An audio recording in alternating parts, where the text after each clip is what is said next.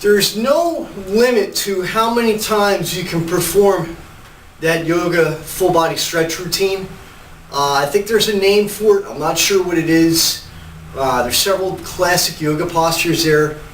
You have your cobra stretch. You have your downward facing dog position. There's just several yoga positions in that series. And there's no limit to how many times you can do that.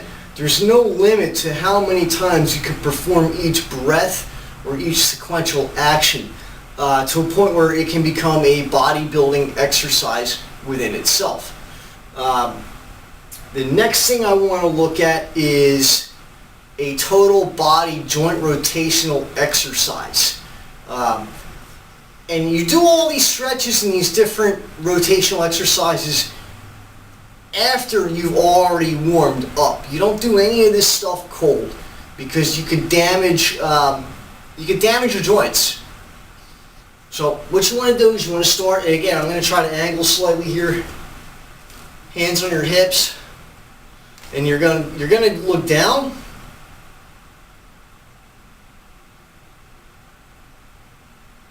Back.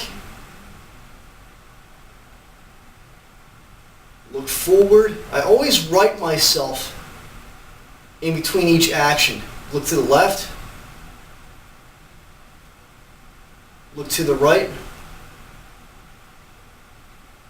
Look to the front. Now as I do this, I'm checking my body for range of motion, which will let me know if there's inflammation or any damage to my body before I start doing the more hardcore, punching and kicking. You always want to check your body for injury. So now I tilt my head to the left. Now don't move my shoulder. I try to bring my ear to my shoulder. I right myself.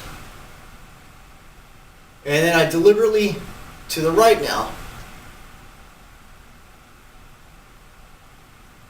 I right myself. Now, before I go any further, at this point in the warm-up, a lot of people, a lot of instructors will incorrectly have the person start circling their head several times in each direction. Typically, they do 8 times in each direction. That's a basic warm-up. I've eliminated the circling because I found it to be have a deleterious effect to the neck, and I have a bulging disc and a permanent cervical strain in here from an accident, so I don't do any of that. And any trained chiropractor will tell you not to do that. So rather than do that, what I do is I apply slight resistance in each direction, going forward, back, left,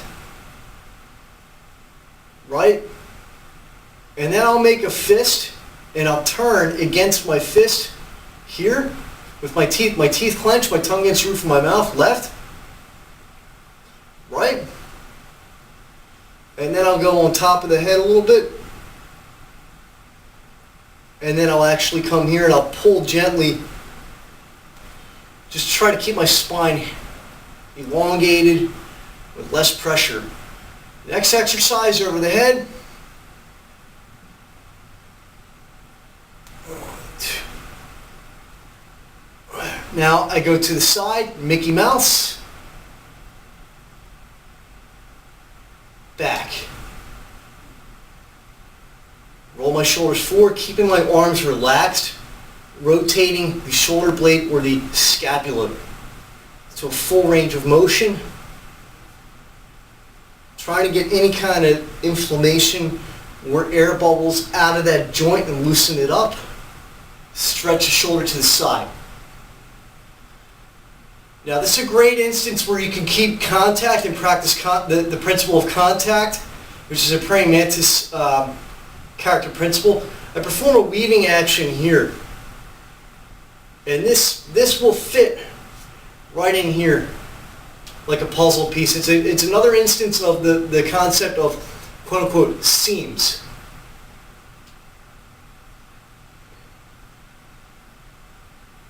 Now I stretch the back of my arm, my tricep behind my head.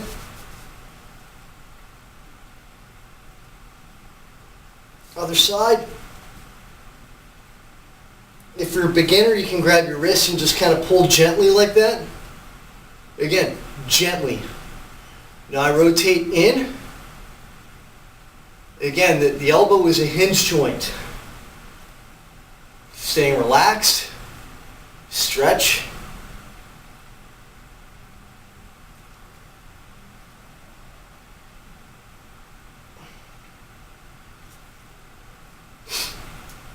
Stretch.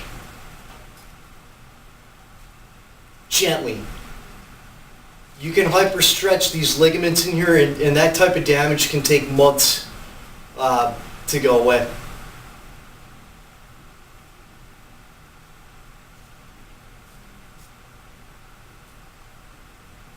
Stretch my lat.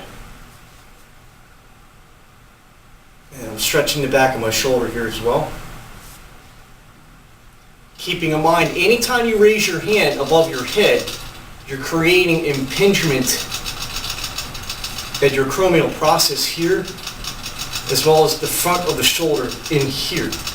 Okay? This is a ball and socket joint. It's not designed to go past a certain point. Right?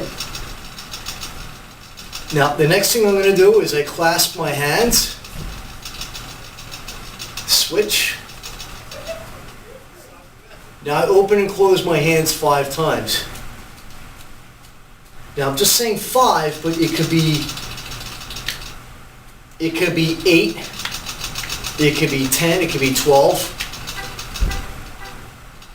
The longer you spend doing this, the better training session you're going to have.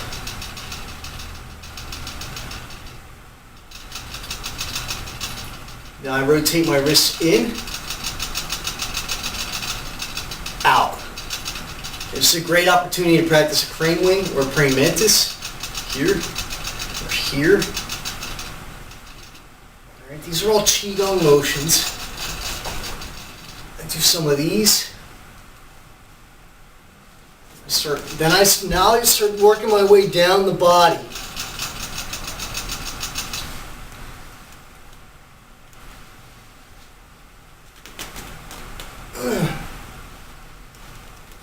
Now my back just popped there, that's normal. It's nothing to be worried about. It happens.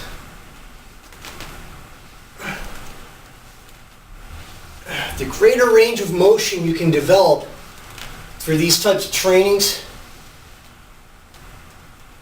the more capability you're going to have when you're actually working on your combat skills, your combat training. Now I'm making a triangle here, and I'm focusing on an imaginary dot right in between it. I'm lining that up perfectly every time. Now, if you have any kind of pre-existing back injury, you're going to really want to take it easy with this type of training. Now you get a gentle stretch here, other side, down, touch, back. Now I reach and pull. Reach and pull. Breathe in, out, in. Now obviously I'm talking, but you're going to be breathing naturally throughout this whole sequence. Right hand fist, left hand palm. I turn and I look. I don't twist against my head, or I should say my neck.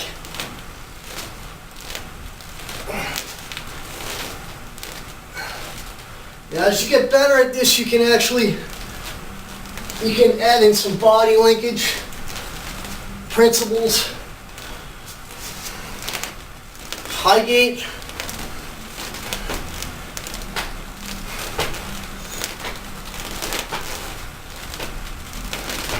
Middle gate.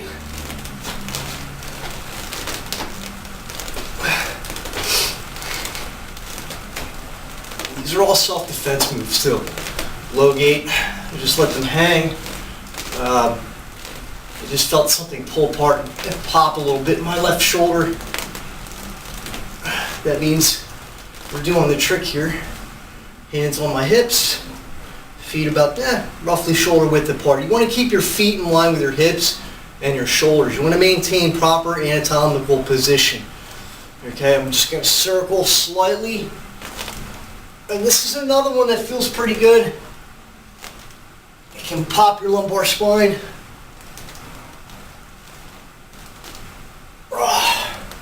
Switch.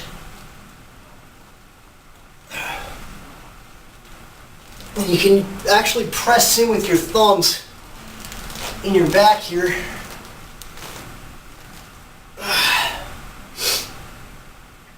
Feet together.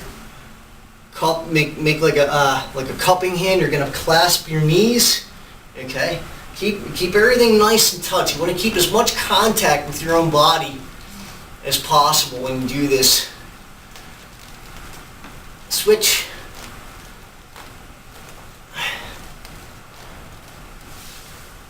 Now I'm going to rotate this way. This could be deflecting a kick at your groin, in or out. All these motions, they all have a use.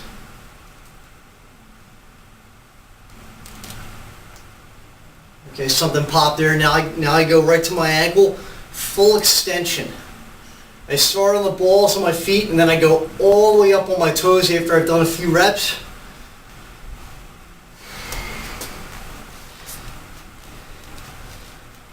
I'm doing equal amount of training on each side. I can do the same thing here, just hang my foot, rotate it, and again, I'm going in, out, around, up and down. You know, I'm checking for injury here as well.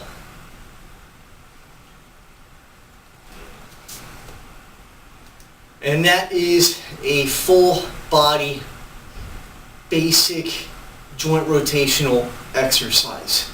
From here, what I'll typically do is I'll go into an 8-section brocade exercise, which I'll perform for a series of 5 to 8 or 8 to 9 reps.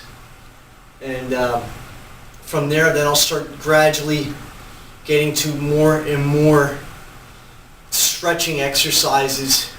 And again, this is all after a basic warm-up of jump rope, calisthenics, in which I'm warming the body up. I don't want to just start putting pressure on my joints and my ligaments and my tendons until I've warmed my body up, which actually will elevate your body temperature and prevent injury. So you're already sweating at this point, okay? All right, hope this helps you guys. We're going to continue this series, and I'm just going to be sharing some of my knowledge with you all out there. And I hope that you guys follow along and create your own program. Thank you.